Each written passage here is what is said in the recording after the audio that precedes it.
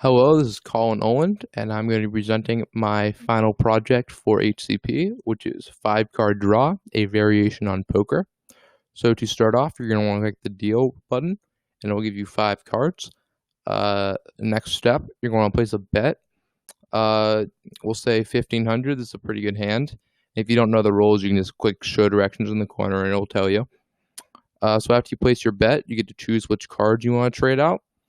I'm probably just going to trade out these 3 for simplicity, and it will trade out the cards. You can see how I had a pair of aces, and he had nothing in his hand, so I won, and then the bet I placed was added to my total. And now I can reset, and I can place a new bet up to whatever amount I want, and I can do this again, so we'll try this jack. And I won again because I had a straight. Okay, let's see if I can go till I lose. All right, there we go. I lost, then the funds were subtracted from my total.